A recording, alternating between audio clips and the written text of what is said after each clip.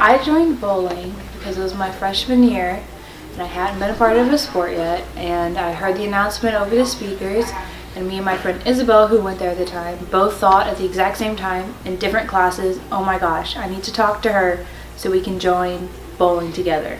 But you talk about good kids, you talk about it's an activity that while there's a sense of seriousness about it, sometimes, our bowlers can get a little too stuck in their head.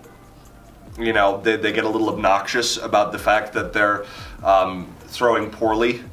But at the same time, it's also a game that can fundamentally remain lighthearted.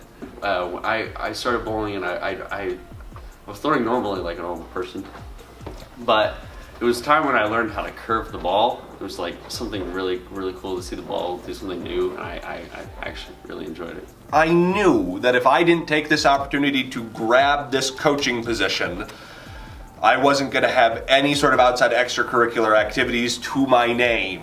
I really enjoy the fact of us just all being a team, and it's not super competitive. Like, we're not working out every single morning at 5 a.m., but we're still a team and we still really work hard and give it our all.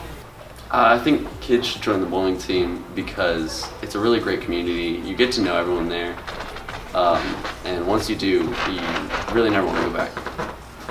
It's supposed to be taken seriously insofar as it should be taken seriously, and that's what I appreciate most. That's what I've learned most about being on the bowling team.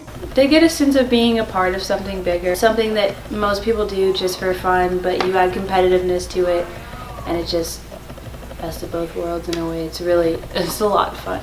I think bowling is a good, if you will, it's a good expression of authentic competition.